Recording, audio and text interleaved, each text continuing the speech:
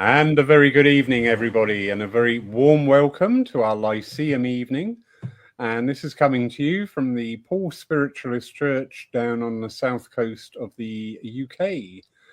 We have got a wonderful gentleman with us tonight, a gentleman who I did try to bring in person to Paul, but things didn't marry up, and that's fine. That's absolutely fine. But we have him tonight live online, the wonderful Adam Berry. Adam, good evening, sir. Good evening, Laurie, and everyone. Thank you for having me. It's a pleasure to be here. Yeah, absolutely. Adam's up in Bolton. He's a very busy person. He's been working today at Horridge Church, working with private sittings to raise funds for charity cause up there. So thank you for squeezing us in as well on the same day. Yeah. He's also a very good author. I have a copy of his book, which is wonderful. Also, it's getting sickening, this, isn't it? Also, he brings and produces music as well. So how do you fit in time for everyday life, Adam? I know. I'm not much of a producer. If I'm honest, in the technical sense, I'm learning. That's all right. That's fine. Tonight's topic, we were discussing what to talk about, and it was inspired to come up with spiritualism. Is it a religion or a following? Now, part of the thinking behind that is we often have these conversations in our churches and our centres, and Adam today had it where he was working. People's opinions on should we be a religion? Are we a following? It varies. What's your thoughts, Adam? Well, there's a mixture of thoughts, and I have to sort of go back to how I came into spiritualism, I suppose. And right from being a small child, I remember going through the town of Bury, where I lived then, and we go up Walmsley Road and I see the sign for the Spiritualist Church. And every time I saw that sign, I always had this inquisitive thought of what goes on in there. And it was every time I saw it, and I was always drawn to the sign. And then obviously little did I know that I would be walking into that church for the first time when I was 19 years old. And so I have sort of like a feeling of that there is a calling within spiritualism, and you know that the soul has that calling to understand itself, to express itself, and we find those places that will help unfold that, and whatever that may be. But obviously then we enter into a religion. So is it the calling into the religion? And when we're part of that religion, which they're all man-made in ways, it's man that puts them together, but it's it's the spirit calling, I feel. But when we go back in time, it was a movement, and obviously I feel that the religion has had to make its mark as a religion to fit into society. So we've been able to go to the cenotaph through interfaith, and it's a legally recognized religion. So it puts us in a place of being recognized through it being a religion. But there is also that debate where I've got friends that won't join spiritualism because they're adamant that it should never have been a religion, and it's a way of life, and it's they're very opposed to that, and there's very mixed views with it, and it can be whatever people feel about religion themselves. If they've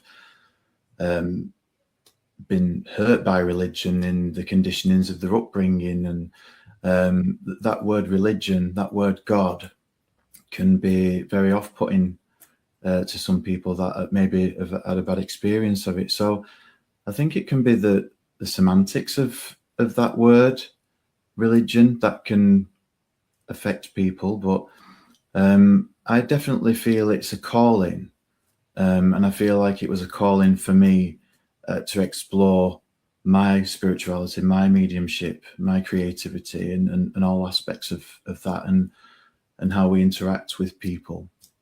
So yeah, it's an interesting topic when you sent that to me. And very true. What you say there is quite correct about being represented now at the cenotaph. But one of the biggest things about becoming a recognized or authorized religion is the fact that we can actually have churches. Mm-hmm. And it was during 2020 when we started going online more and reaching out more. I was very surprised to understand that the UK, we've got churches virtually on every street corner, but there are none in Europe because it's not a recognized religion. Yeah. And that was very interesting fact, because now we are working more and more. I know you've been out teaching in Europe, the same with myself. And there's this real hunger, because it's so new, and because there's this lack of organized places to go to, every opportunity is sort of like leapt upon now. And it's fascinating the way that's evolving. Yeah. And it's like you say, along with the churches as well, that it boasts is the ministership, like other religions. So we have the minister section of the religion too. So they can be represented like other religions. And at the cenotaph, I've been involved in, I'm not a minister, but I've been involved in interfaith meetings through running Rottenstall Spiritualist Church. And you're invited to those places because it's a religion and because it's interfaith. So you're able to then express what spiritualism is. And a lot of people don't know what spiritualism is. Yeah. And in Rottenstall, it's been there since 1880, where they started off with the societies, going to people's houses and then saving up the money to buy the church. And it started off with like that. And it's surprising that in Rottenstall itself, the other religions, other different faiths had no idea of spiritualism, and it's been there for such a long time. Yeah, very true. And you touch there on the ministership within spiritualism, which is, to me, very important. Yeah. We are, I feel at times, very guilty of saying there is no death. Well, there is death. We do suffer loss. Here, I'm only speaking because it's my personal experience at Paul. Quite often, we will have people come in when the church is open and other times who are going through that bereavement journey. And the worst thing you can do is go, oh, well, it's all right, they're in a better place. Honestly, I've heard people say that and it cringes. I know. It is. I've experienced that with my mum, where someone will go, is she not over it yet? Like, meaning losing a daughter, and it's like, my gosh, you'd never get over losing a child or someone that's close to you, but you learn to live with that. You may have the knowledge of the afterlife, but it doesn't stop the physical grief that you have of losing someone so close. So I think that there can be a bit of an ignorance within that.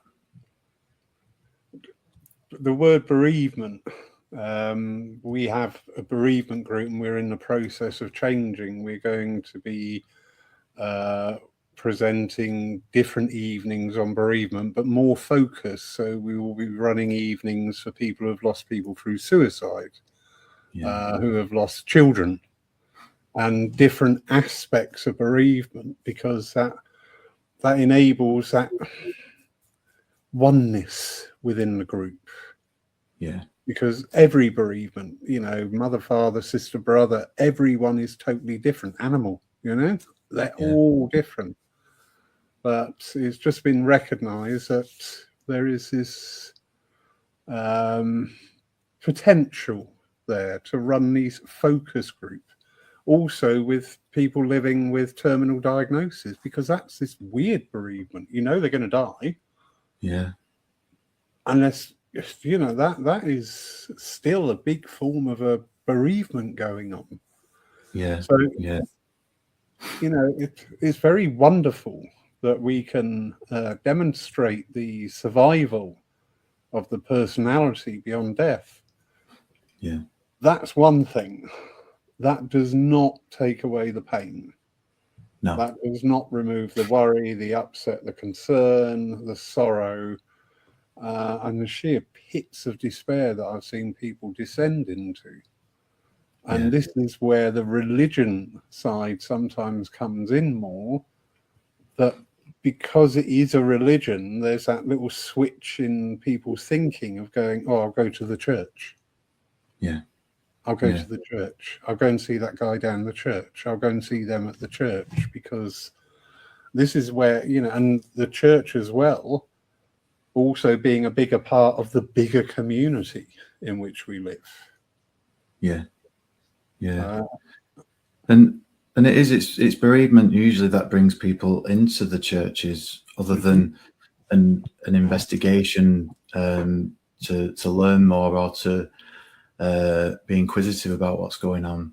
But I just know that I lost my dad when I was 17, my real dad, and I went into the Spiritualist church at 19, and it must have took a few years before. I mean, the first time I went into the church, the medium she actually said his name and said a little bit of a situation, and it was very minimal, but that piece of information kept me going back and back to want to know more. I wanted to know how it was, what the spirit world was, I just wanted to know more.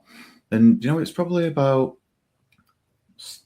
4 or 5 years later, I get a message from him that was probably the clearest that I'd had. And I remember my best friend, she was sat next to me and she was crying.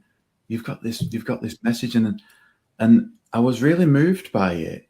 But I really felt like I've been coming for this message, but I'd got involved with healing. I've got involved with awareness. I got involved with looking more into spiritualism. So I realized at that point it had become more than just this message that I was waiting to have from my dad.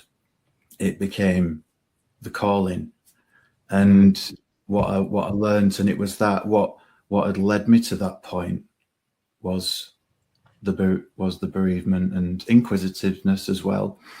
So yeah, I think it's and within the religion as well, there is a structure that people can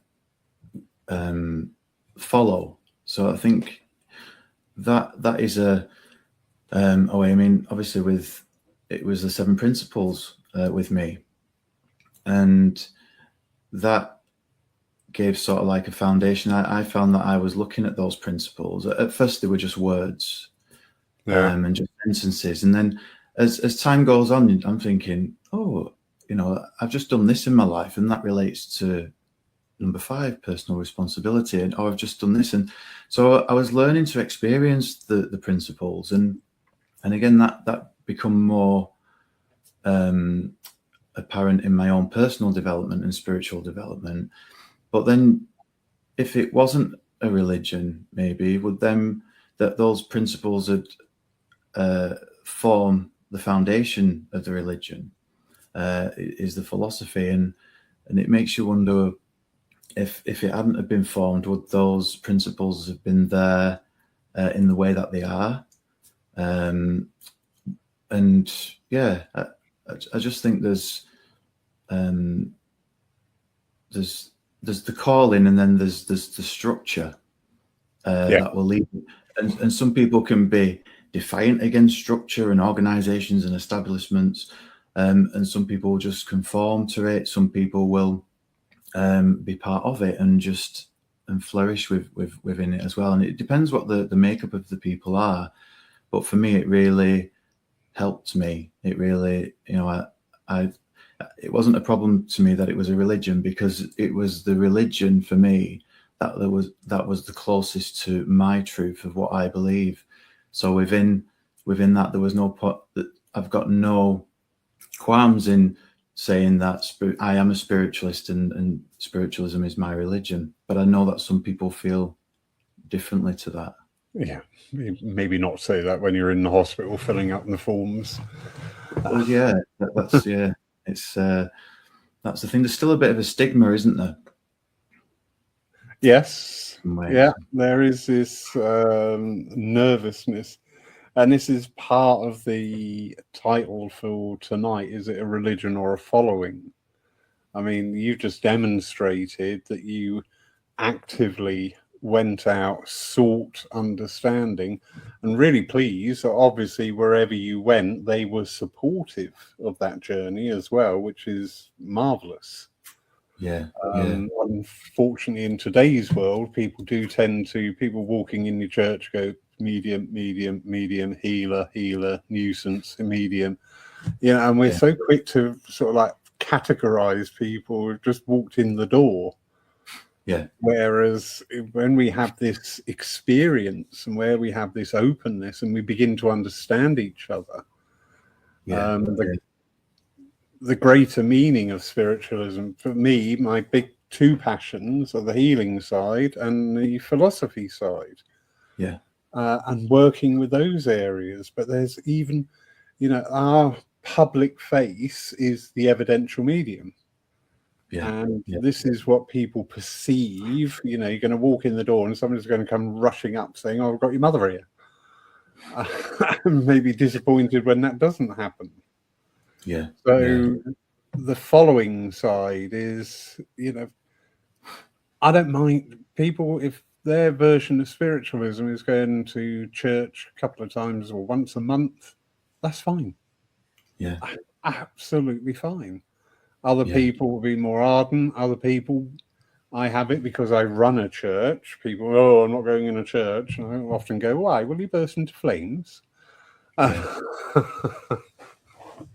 I get that as well. But the voice spirit will transcend all the barriers. Just going to do a very quick hello to a few people. Lovely Matt. Hello, Matt, you wonderful man. Matt. Teresa. Hello, Teresa. Glynis. Hello, Glynis. I met this lady in Germany and she is wonderful. She's a magic lady. She sat there embarrassed now. Steve Bird. Hello, Steve. And Glynis, we have a question. Do you choose to be a spiritualist or does spiritualism choose you? I suppose it's similar to the religion or the calling, isn't it? Because people can, I suppose people can class themselves as a spiritualist but not belong to a religious organization. So we have that sort of way. But then when we are part of spiritualism, then obviously being the spiritualist is it's the calling again to the religion. It's a calling again to spiritualism.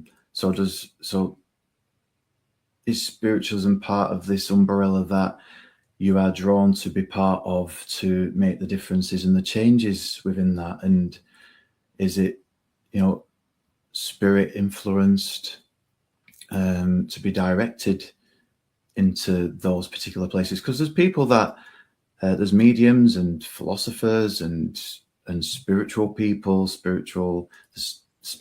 There's all different types of mediumship, and do they go to the places where they're needed? You'll get people that work in work in men's clubs, and some people that would work in churches wouldn't work in those places, or but it's needed in those places. So does that still amount to them having a calling to do that just because they work in different places? Because we need those people to bring spirit to those places as well. Yep, very true. Sorry, I just got distracted slightly there. My thought on that. Thank you, Glynis, for putting that question in. What is the definition of a spiritualist? Because we understand, if you're C of E, if you're Catholic, Jewish, Buddhist, the list is endless. You understand these core tenets of what they're about. Yeah. What is the core tenet of a spiritualist? What are we about? Ooh, have I started something here? Yeah. Well, it is. It's a difficult one in the box of religion, because there's different denominations of spiritualism. There's SNU spiritualism. There's Greater World Christian spiritualists, and with slightly different principles and things. So, does that make them less of a spiritualist than the other? No, it doesn't. But but to accept certain principles, you're then termed a spiritualist. But are you not a spiritualist if you believe in the afterlife, believe in the philosophy, believe in healing, but without that bracket of being a spiritualist? But you're still part of spiritualism as well, because you are working in the ethics and the moral compass of within spiritualism. So it is a really good question, that, because I think that the denominations of spiritualism that we have, each one of those denominations will class themselves as spiritualists. Yes. And so it's under the umbrella of spiritualism. So it's quite same with Christianity, isn't it? There's different denominations of Christianity. Yeah, very true. See what you've done, Glynis? Are you proud of yourself? Good question. Yeah. Because, in this day and age, we have also within that umbrella is spirituality. Yeah. And we have many other forms opening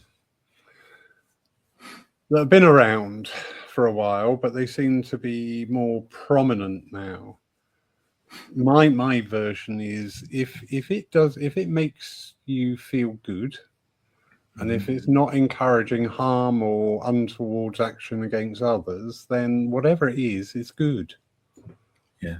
If your idea of getting up at dawn and running down the beach and banging a drum is your version of your religion, and that's fine.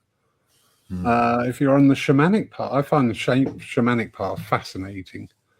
But there are so many different areas that people can express spirituality. Yeah. But we here are spiritualists because we are in spiritualism, and this is not bringing in a divide. Yeah. This is actually just stating, going, well, this is where we come from, this is where we're going to, this is what we understand, and this is what we've yet to learn. Yeah.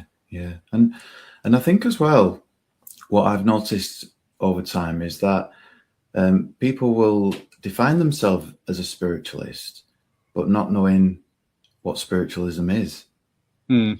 So that, and I think the term spiritual and spiritualist gets confused. Yes. And it's just tapping into what you said, because it's like, I've got a friend who I've known for years, and we were sort of like developing together, and then we sort of lost contact for a few years, and I was asked to do a talk about spiritualism, but their definition of that was wanting me to talk about crystals and different things like that, which isn't that, and crystals and Reiki and things, and they are things that I have been involved with over time, and on my pathway, but it's not what I do, and it's not spiritualism. So they are within their own fields, so to speak, and their own expertise that I'm not an expert of. But I could talk about spiritualism, but that's not what they wanted. But it was under the umbrella of spiritualism that they wanted me to do this talk, you see. So I had to explain. But they would go around and say they were spiritualists. So it is interesting, and it's knowledge and understanding of it, isn't it? And I suppose if you don't venture into the religion of it, where all the information is that you can study more and you can get more involved in, then you're not going to know. You're going to just have this perception of what spiritualism is, a perception of what a spiritualist is, probably defining yourself as spiritual and spirituality, when it is a different thing, even though it does encompass spirituality within spiritualism, but on the soul and spirit level and philosophical level. And that underpins the need for good programs of education and the opportunities for education. I'm really sorry. This is my ethos. This is Lawrence's ethos. I can't abide signs. I cannot abide going into somewhere and you've got hundreds of signs and loads of pamphlets. I always base our religion, our philosophy, our whole ethos is about communication. So it's having that ability and that willingness and the supporting knowledge to actually talk with people. What are you looking for? What are you finding interesting? Where are you now? How can we help you? Rather than just this barrage of, this is my happy. Well, if you need to put a sign up saying this is my happy place, and it doesn't sound very steady. If you've got to underpin it with that sign. But the education side, and again, not trying to turn everybody into an evidential medium first go. Bringing in, we have talks and discussions here, our psychic cafe nights, which are going to have a little revamp. But we open up the floor and we talk and discuss different things within spiritualism. So it gives people that opportunity to explore, because there is so much more to explore. And people only tend to be drawn to the one aspect of the evidential communication. That's what fills the churches in some ways, or as we were talking before, like the theatres and things like that. And when you sort of look back in time, and I think Estelle Roberts is a really good example of when she addressed people in the Royal Albert Hall, whether there was about 6,000 to 7,000 people in there that was just listening to her speak, obviously influenced by his Red Cloud, I think, if my memory serves me right. But there was a thirst for knowledge within that, and a thirst to be inspired, and I think that's in the formation of where the movement was going and the religion took place. I mean, it was Estelle Roberts and Helen Hughes that did the demonstration of mediumship in the Houses of Parliament and House of Commons, and they did such an outstanding demonstration of mediumship that it then became that legally recognised religion, and that's sort of put spiritualism on the map in the mainstream, I suppose, where religion is concerned. And it's not just, I mean, there's a stigma that people just sit around in dark rooms holding hands, where spiritualism is. It's there isn't an ignorance to that until somebody wants to know more about it. And it fascinates me because they have this concept of darkness, and the films, the horror films that are portrayed, and if I'm honest, the media don't have a very good portrayal of spiritualism as such. And you go on Wikipedia, there's always, if there's a medium that's mentioned on there, it's everything's allegedly, and everything's really downplayed and they seem to look at where there's a flaw in whatever they've done, rather than the celebration of healing that they've actually created within the work that they do. So I think there's a battle with the media, and with there's like an oppression that we've always sort of found through TV and how things are depicted.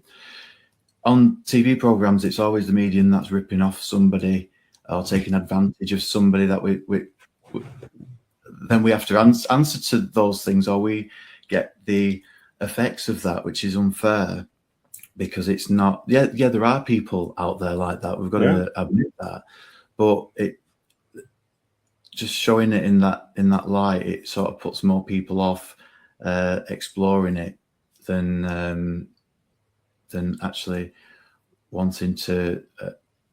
It's just not in a good light, and I just feel that if it wasn't a religion, I feel that we would be even more downtrodden, because I think the religious part of it actually gives us some place in the world, and so there's like the pros and the cons of it.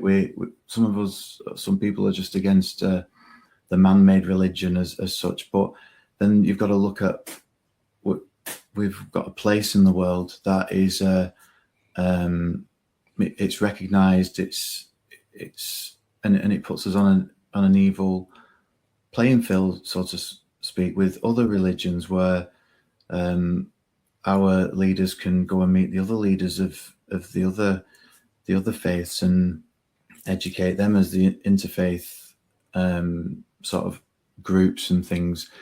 Have people from the churches that can go and do the same thing on their level too. So I don't think we would have had that if it wasn't a religion. Yeah, that's very true. I think we would by now devolved into just a novelty, a little sideshow, because being now a religion, it actually gives us something to aim for. Yeah. We are aware we are a religion, so it does, and certainly keeps me on my toes, that this is a religious institution. This is what's going on, not to browbeat people with, but it gives myself and people here in the church something to go for. There is this bringing in of a standard almost. Yeah. Got a question here. TC Kendall. Good evening, TC. How do you manage people who come to spiritualism believing in evil spirits? See, there's a my view on it may differ from other people, but just in my experience, I've never experienced evil spirits. So I was talking to Laurie just before we came onto here, and I had somebody come to my door who was desperate. It was like 9:20 on a Sunday morning that she came, and I answered the door, and she was asking me if I was a spiritualist. I said yeah. She's seen my website, but she says, I need your help. I need you to come round to my house. There's things going on there. And there was indications with what she was saying that I felt there was some issues there with just with the conduct and the irrationality. And I got dressed and I made the time to speak with her. Now, this wasn't about communication from the spirit world. This wasn't about she probably came to me for a reading as such on my door, but she wanted help. And something that she said was she felt like she had 24 hours to live, which was alarm bells for me. And I just thought, I need to act on this as a spiritualist, as as a human being, you know, we have to act on that. And so I gave that time to her, and the spirit world did influence themselves with me, and I was able to I was influenced with the name of a husband that was in the spirit world, for example, and I was just in this state where I needed to call maybe not emergency services as such, but like the crisis team or something, that the emergency place, and I just sort of sent my thoughts out, what should I do? And it was, you know, call this name, which was a son. So I was able to then call a son, and we was able to get her the help that she needed. But in that time, she felt like she had evil spirits that were chasing her. She felt that they were coming through her phone. She was getting messages through social media and things. So I just had to sort of explain to her in a way that this is my perception and understanding, that I've never experienced any evil spirits. I've experienced personalities that weren't very nice here on earth when they were here. But the reason why they were coming was because it was love for the person that they wanted to speak to. So no matter what person they was going through some sort of a evolvement, that eternal progress that is open to them, and they was coming with love, and it was so my experience of evil spirits, I've not had them. I've experienced bad feelings, but that is to do with whatever may have gone on in a room, or like the fabric of the bricks. There could have been something bad that's gone on, and I think sometimes people can get confused with that in some ways, where they feel something bad, but it's not necessarily, it's the spirit world. It's just the feeling of that room, or feeling of something, because I think we can automatically think as well when we have fear. I mean, there was a story that Mavis told me, my mentor Mavis Patilla, and it was about her being called to a house that had activity going on in there, and she was the last person to be called. They'd had the priest in and everything before she'd gone there, and but she was, and she says, like, probably 8 or 9 times out of 10, it's the energy of the people that are actually creating these happenings. And what that does, then the fear feeds that energy, which creates more and more. So and because if they don't know anything about it, then it just brings more fear, and it feeds it, and just feeds it, and they think something is actually attached to them, or they can start thinking all sorts of things. But Mavis actually communicated with this spirit communicator in this house, and it was a gentleman, and they led her up into a child's bedroom. I think the child was about 11 years old, and they sort of like not instructed, but guided her to the top of a wardrobe. And when they went into this wardrobe, there was like drug paraphernalia, and this child had been either bullied or coaxed into selling drugs at school. So this spirit communicator, the spirit person, actually, this is how it was explained to us, actually liked this family and wanted to help them with this. So they felt, so in the way when a plate was coming off the wall, or there was something happening, the family are absolutely scared to death, which you would be when you don't know what's going on. But there was actually drawing attention to this situation with the child that was going on, and once that was sort of resolved and taken care of, then it was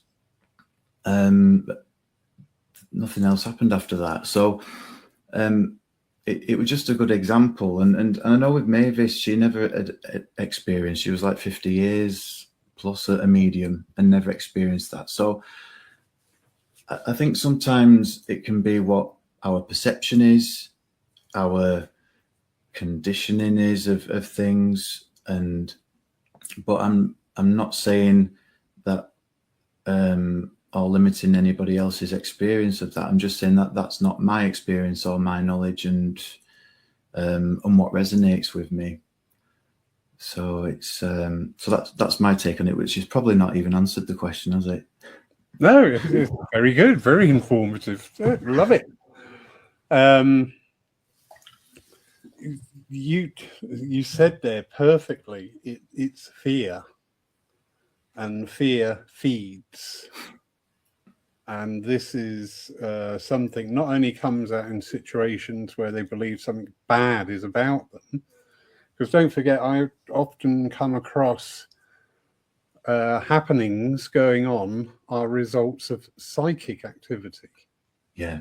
Because we are all psychic. Yeah. I can go to, there's a couple of areas nearby here that if you gave me a house there, I wouldn't live there because I just don't like the area. There's something there that doesn't resonate with you.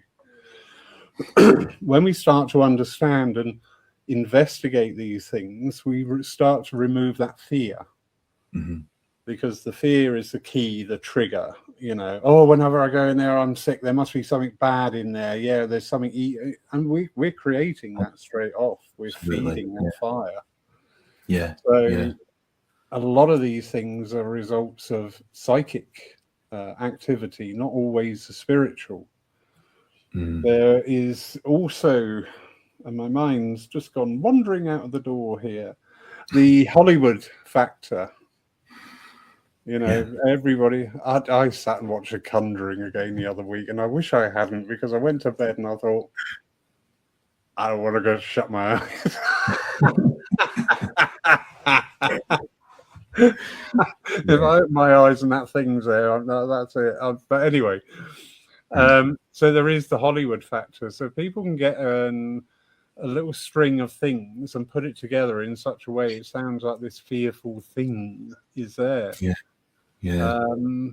William T. Steed, really old book, 1890. He talks about the death sentence, and he's not referring ever in his books to evil spirits, but he always calls them uneducated. And I've had spirit connection with unpleasant people. I wouldn't call them evil, but I wouldn't have a beer with them.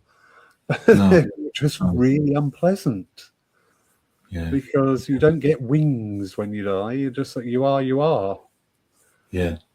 So, but I think to answer, and so hello TC as well. I think to answer TC's question too, within that, what I sort of say is that evil is within the minds of the people that are here, not within the spirit world. Because I believe, there might be some unpleasant people there, but I just feel like there's always a purpose for those people presenting themselves in some ways. And from my own experience, and it's like I had a gangster once, and that really like it threw me.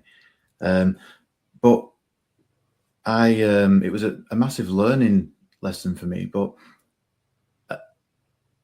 I mean, the way that he passed away, all these different things and how he was, it wouldn't have been someone I mixed with here.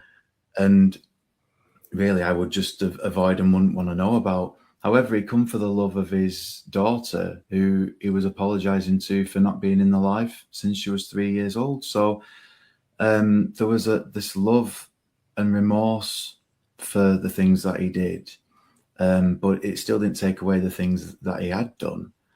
But I felt like he was sort of coming to terms with the making amends to put things right from the life choices that he had here. And I think there's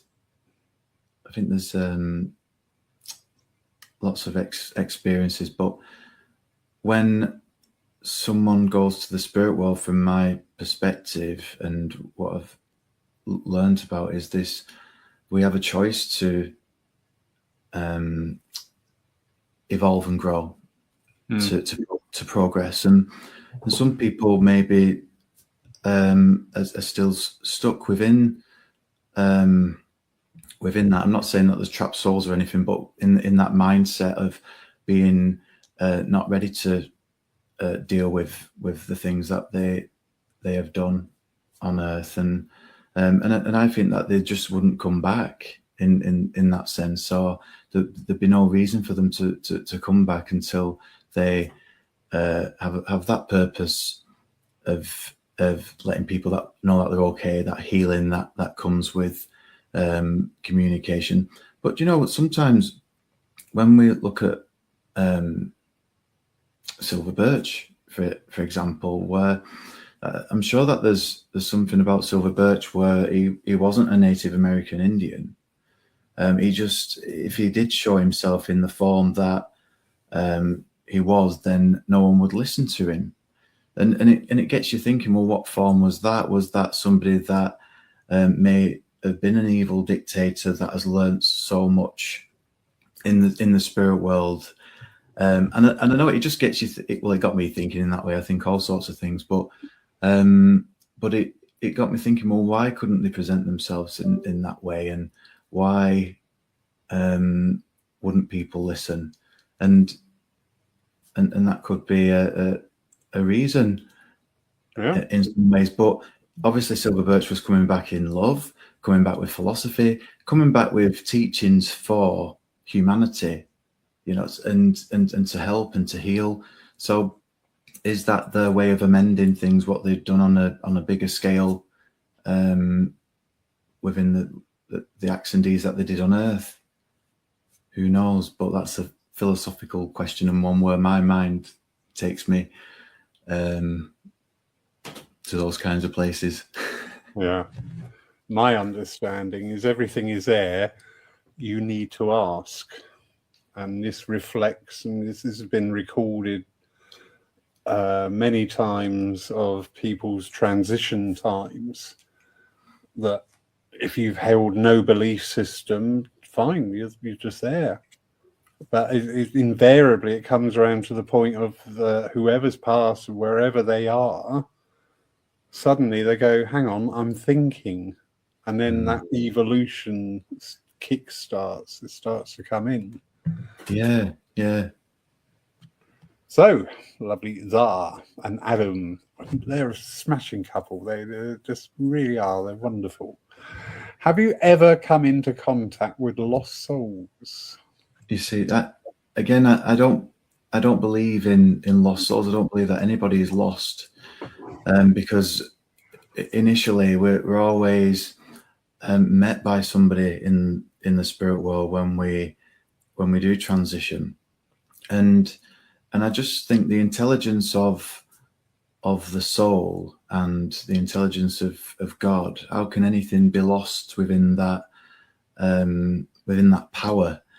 And it just doesn't make sense to me that souls can be lost. It just doesn't make sense. And I've not experienced that, but I've heard of people, and I suppose it's happened in a circle that I was in once, and they were saying there was a little girl in the circle, and she was lost. She was trying to find, and it just didn't sit right with me at the time, and I didn't have any other knowledge or understanding to comprehend that situation. So I just had to sort of absorb it, and I suppose I accept it at the time, but I just thought I don't understand.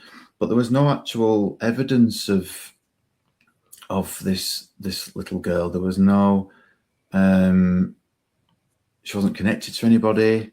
She wasn't, and I just thought, well, I wasn't aware of this little girl, but someone else is saying it, and other people are talking about this, and I just thought, is it psychosomatic? This is it something where somebody suggests something and then they all, because I used to find that a lot when I was developing, you know, like in meditations and things like that. I find they go on these magical journeys, and I'm thinking, I went nowhere. I didn't see anything, and I'm like, what's going on here? Am I in the right place? And that's my meditations. and And so, yeah, again, I've not experienced that. It's not within my belief system of lost souls, but I know people do believe in that. I know that there's people that do rescue work and things, which it just isn't in my belief system or comprehension, because I just don't believe that we can get lost as souls. Mm. Funny you should send that, because you seem to have triggered something here. So, Cara Martin, hello, darling. She's asking, what are your thoughts on rescue circles? Lovely Robert out in Germany, what do you think of these rescue circles some people have to guide lost souls to the light?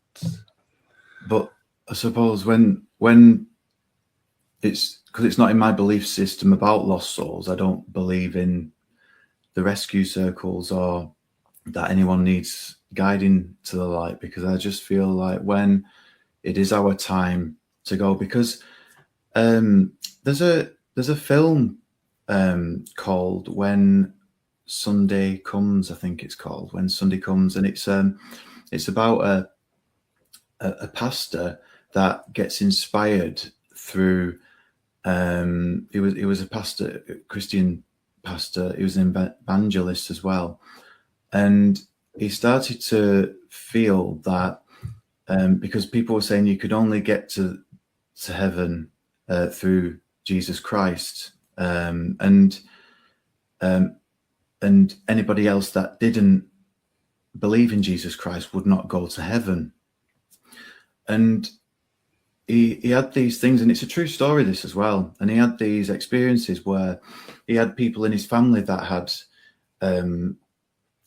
certain, I think someone had HIV or they was gay, or I think that it was both.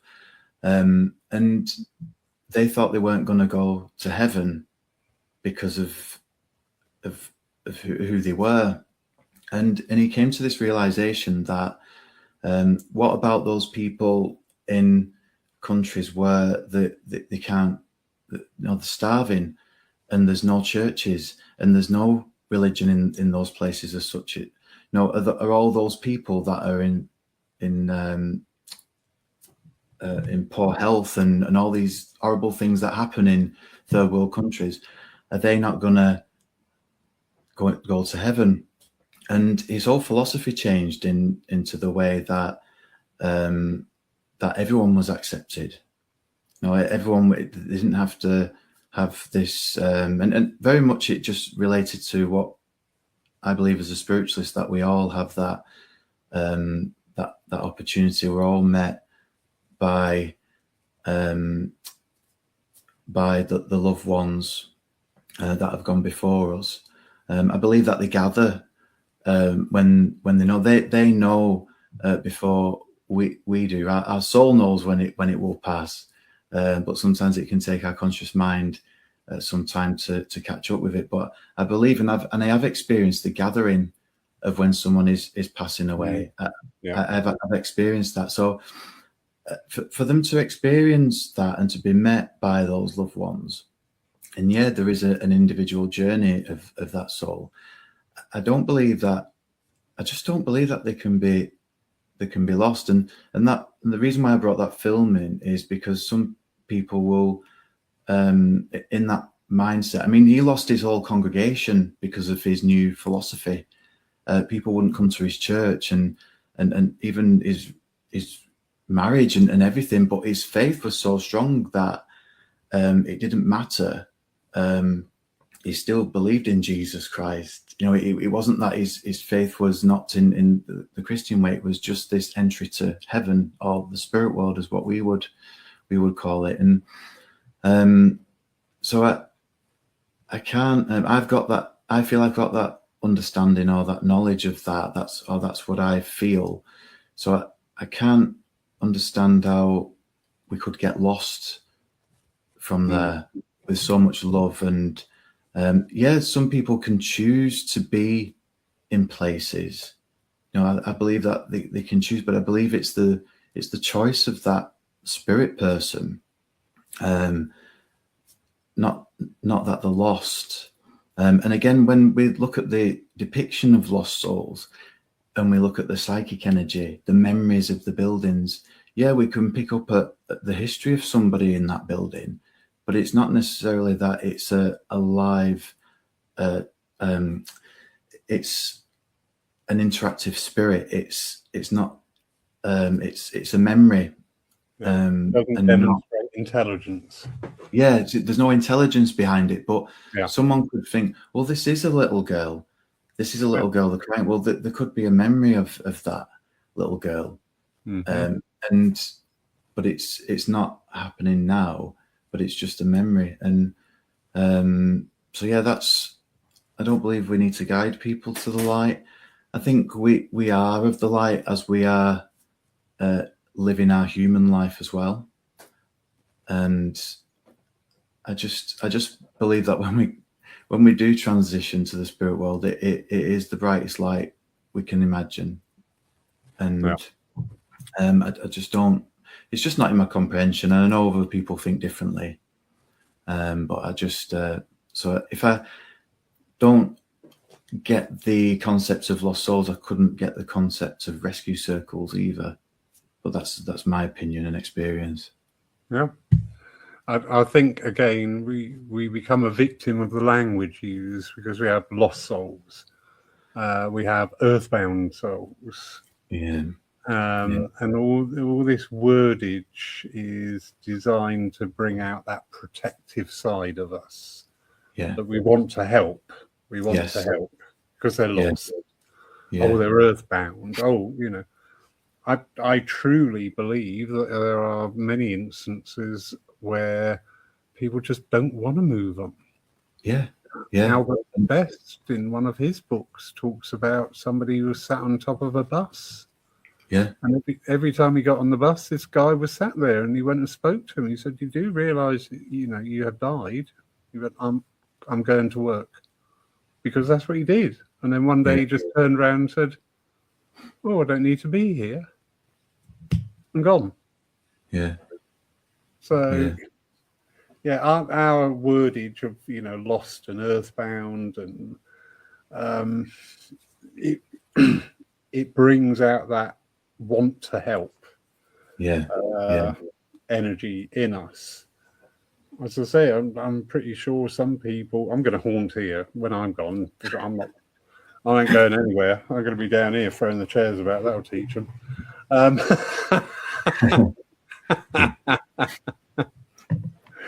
So Karen just saying, totally agree with you. Spirit world are there to help them. The lost soul is not lost.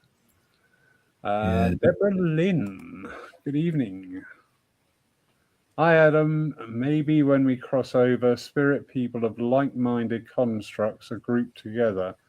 Maybe counsellors do their best to deconstruct what people have taken a lifetime of beliefs, i.e. hell. Yeah. I feel, hi, Deborah, I feel within that maybe the, I'm trying to think, I'm sure there was something in an Arthur Finlay book, and I don't know if it's On the Edge of the Etheric or The Rock of Truth, but there was someone that took time to adjust to something in the spirit world because of the indoctrinated beliefs of going to hell. So yeah, there's I've read that. Whether I believe it, I'm not sure, but I do give a lot of I put Arthur Finlay's books up here with the evidence and the experiences that he did have, and the way that he did them.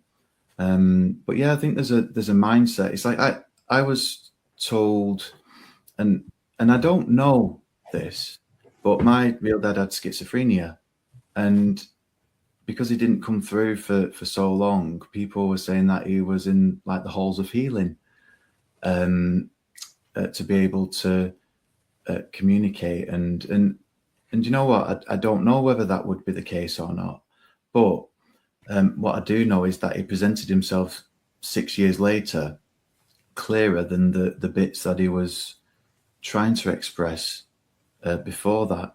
So whether there is something in that, in the clarity of mind, because I do believe that this physical body, the brain, the neurons, and all that is this physical life, and when that physical body is gone, there is no concepts of that anymore. It's just the soul and the essence of that person, the personality, but all the restrictions or illness from what the brain caused, I believe has gone.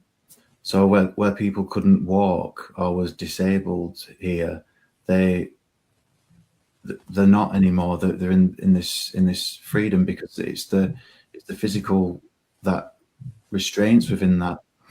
So there is a thought process of that, and sort of philosophical, and really I don't know. I'm probably still investigating what was said to me about that. It would make sense in the timeline, or was it that I wasn't ready to receive this message until this certain time, where I fully receptive to it, for it to have that impact, that this was more than just me getting this message? If I'd have got it earlier, would I have had that epiphany of the calling that I felt to the religion? And that's a very interesting area of the communication between passing, because there is the healing, obviously, for the spirit side, but we should never overlook our own healing. Yeah. You should never, and I'm sure you've had this with private sittings. People want one person. Yeah.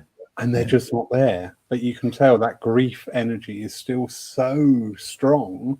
Yeah. That any communication is only going to delay that grieving process. Yeah.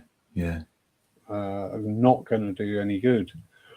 There's a book, Chico Xavier, Between Heaven and Earth, going back to the earlier topic, and he talks there and he postulates of homes physically on the earth where mediums live and spirits congregate to assist in the passing of others. I found that a fascinating thought. Yeah. That's, nothing's lost. It's all looked after. How wonderful. Yeah. Adam, the time has flown by. That was quick, wasn't it? It was a very quick hour. Yes. And very wonderful. Mountains of knowledge you got there, my friend. Absolutely. I love it when people have got this understanding and abilities to communicate and pass that knowledge on. That is such a gift. So well done. Oh, thank you. I've really enjoyed my time. It's been lovely, and it's always wonderful speaking with you, Laurie, as well. Oh, shucks. Likewise. Thank you, everybody, for being here tonight. It's all change here at Paul. There will be no live service tomorrow. That's at the medium's request, and that's absolutely fine. Then we are closed, so the Sunday following, the church will be closed because we're having a new platform being built, all singing, all dancing. How wonderful. And new streaming gear, so lots going on. Keep up to date on our website and also with our social media. Adam, would you like to share details of your website? Yeah, it's just adamberrymedium.com.